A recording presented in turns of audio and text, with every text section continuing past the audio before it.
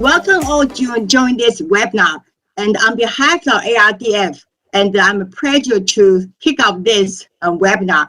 And first, I will thank you, our major supervisory body, and Dr. Zhang Zhenshan. He is the Director General of the Security. And today, it's our great honor to invite our three SASB friends. And we have Laura, and we have Emily, and Sam. I think that we are all good friends. And today, thank you all to make a special presentation for our foundation. We'll talk a bit more throughout this presentation on how the ISSB will begin to simplify the disclosure landscape.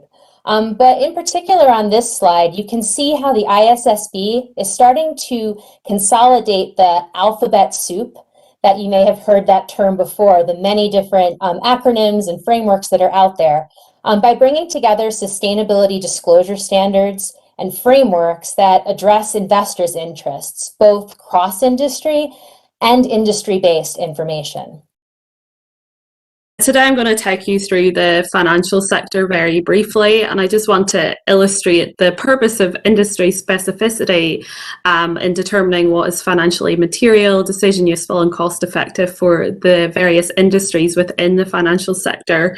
And just to take a step back, these include asset management and custody activities, commercial banks, consumer finance, insurance, investment banking and brokerage, mortgage finance, and security and commodity exchanges.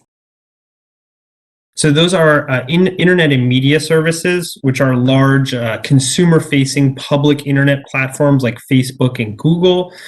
There's the software industry, which is bundled together with the IT services industry and consulting.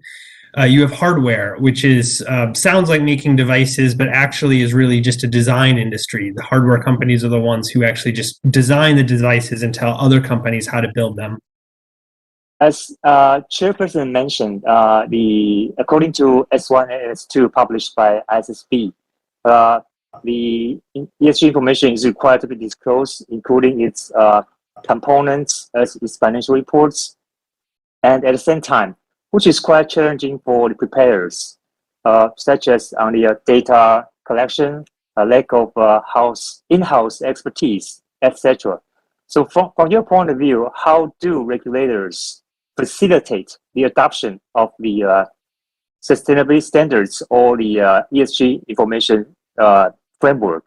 That is my question. Thanks. And our advice is to please provide public comment to the ISSB with those concerns. Again, these are exposure drafts. This is the type of feedback that we need in order to inform the standards so that we can make them applicable and achievable when it comes to jurisdictional adoption.